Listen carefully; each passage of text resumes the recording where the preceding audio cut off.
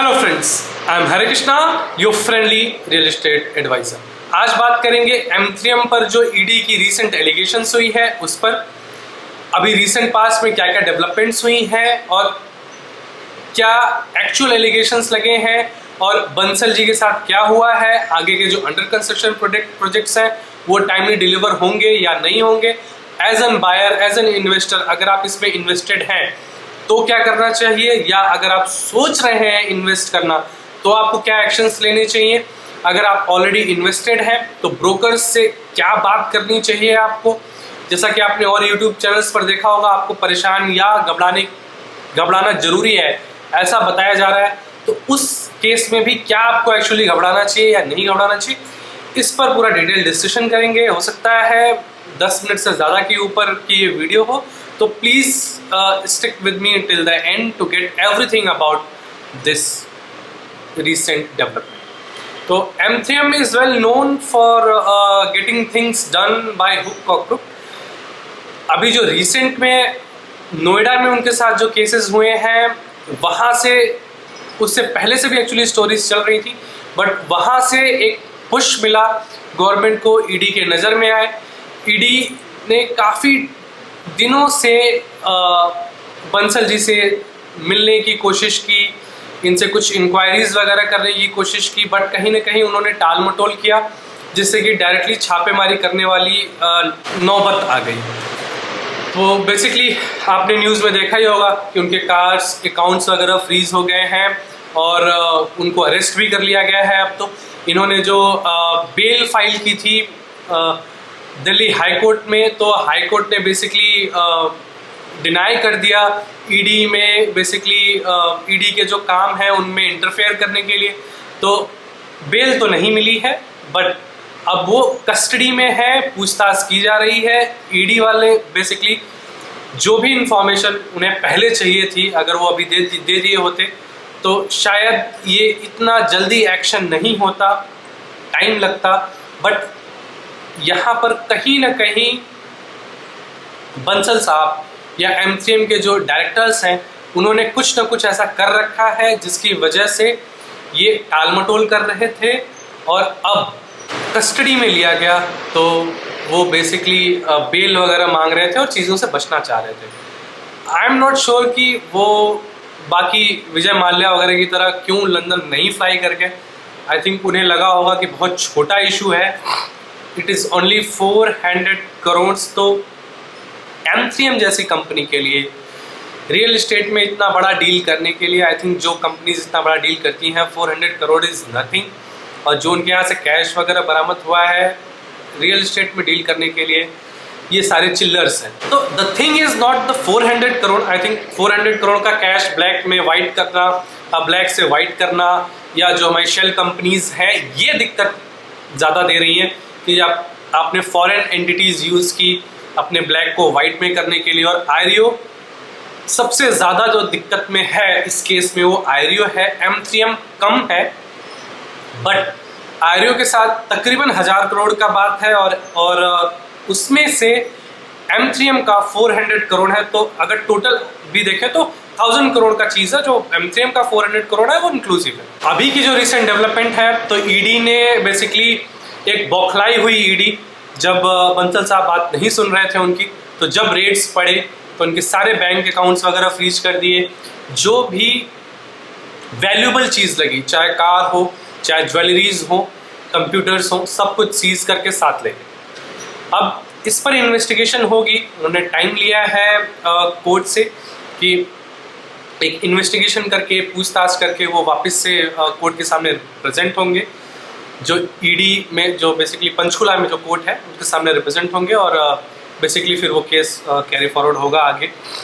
अभी बंसल M3M, मतलब बंसल साहब M3M के वकीलों ने क्या किया है, उन्होंने जो अकाउंट्स फ्रीज हो रखे थे वो अनफ्रीज कराने की रिक्वेस्ट की, और जो कार्स स्पेशली जो जब्त कर रखी थी उसको भी छुड़ाने के लिए रिक्वेस्ट किया था, जो कि कोर्ट ने अप्रूव कर दिया। मतलब उनकी जो कार्स हैं, कुछ कार्स कंपनी के ऑपरेशंस के लिए छोड़ी जाएंगी, और जो भी अकाउंट्स जो फ्रीज हो रखे थे वो अब अनफ्रीज करेंगे। इसके पीछे इनका कहना क्या था कि इनके कुछ ड्यूज पे करने हैं अथॉरिटीज़ को, और जो इनके कॉन्ट्रैक्टर्स हैं उनको भी कुछ पेमेंट करनी है। तो इनके अंडर कंस्ट्रक्शन वाले प्रोजेक्ट्स ना फंसे, सिर्फ इस वजह से ये अकाउंट अनफ्रीज किया गया है। उनको अपने जो एम्प्लॉयज़ हैं उनकी सैलरी भी देनी है, तो इस वजह से कोर्ट ने अनफ्रीज किया, विच इज़ गुड। और अगर आप देखें तो इनके जो अंडर कंस्ट्रक्शन प्रोजेक्ट हैं उनमें काम जैसा पहले चल रहा था वैसा अभी भी चल रहा है। अगर उनके कॉन्ट्रैक्टर्स को पेमेंट वो टाइमली मिलता रहेगा तो काम होता रहेगा। तो ये थी रीसेंट डेवलपमेंट। आगे क्या होता है इसके मैं अपडेट देता रहूँगा। इनिशियली मैं अवॉइड करना चाह रहा था, बट जिस तरीके से यूट्यूब पर लोगों को परेशान होने के लिए कहा जा रहा है, तो आई थॉट कि I should come forward and clarify the things in front of you guys. अभी इसके रीजंस पर आते हैं कि ईडी ने ये एक्शन क्यों लिया है। ईडी मुझे मैक्स ऑफ द टाइम पता नहीं, मे बी आप कुछ और डिफरेंट ख्यालात रखते हो इस पर, बट ईडी मुझे लगता है मैक्स ऑफ द टाइम 90 या 95% of the time politically driven होती है, चाहे वो किसी की भी गवर्नमेंट हो।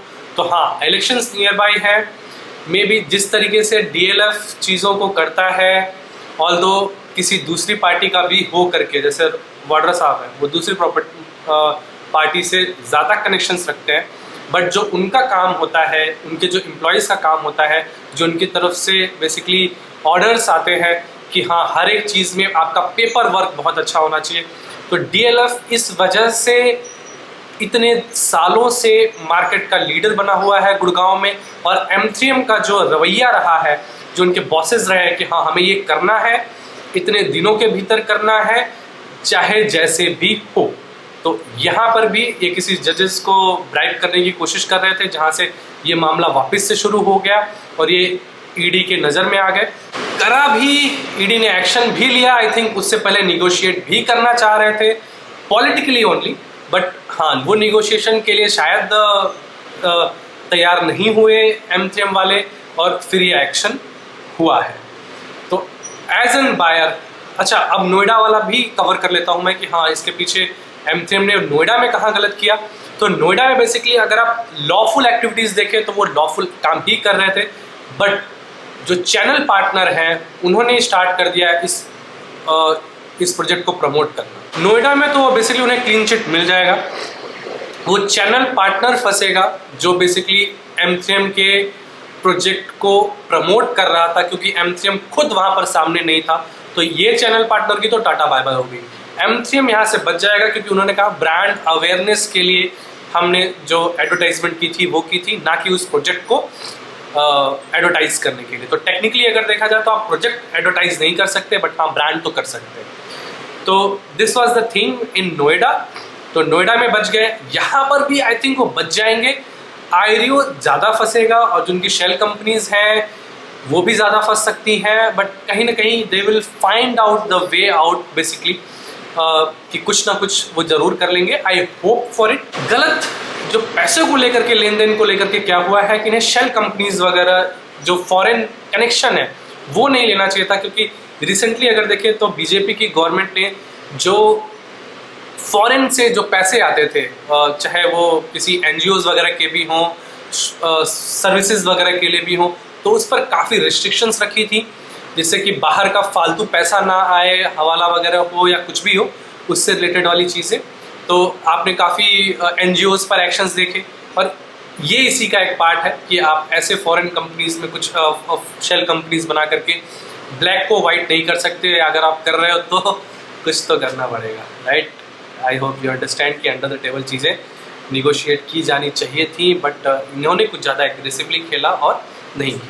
तो अब बातें हैं, अगर आप ब्रोकर हैं तो आपको क्या करना चाहिए। फर्स्ट ऑफ ऑल, अगर आप ब्रोकर हैं और आप एक दावा रखते हैं कि हाँ आप M3M की जो डेवलपमेंट्स हैं, रिसेंट डेवलपमेंट्स हैं, उसके बारे में आपको नॉलेज है, तो please come forward on YouTube. If you have a YouTube channel, come forward on YouTube and educate अस कि एक्चुअली वहाँ पर चल क्या रहा है, और अपने क्लाइंट्स को भी ट्रांसपेरेंटली चीज़ें फॉरवर्ड कीजिए, जिससे कि लोग परेशान ना हो, हतोत्साहित ना हो, और कुछ जल्दबाजी में आकर के डिसीज़न ना लें, जिससे कि वो अपनी वेल्थ लूज़ करें। एज एन बायर हमें क्या करना चाहिए। एज एन बायर, अगर आपकी कोई रिसेंट डिमांड आने वाली है, जिसका लेट्स से कि जो नेक्स्ट डिमांड डेट है, लास्ट डेट है, वो नेक्स्ट मंथ की है या मे बी नेक्स्ट वीक की हो, तो try to avoid paying that demand.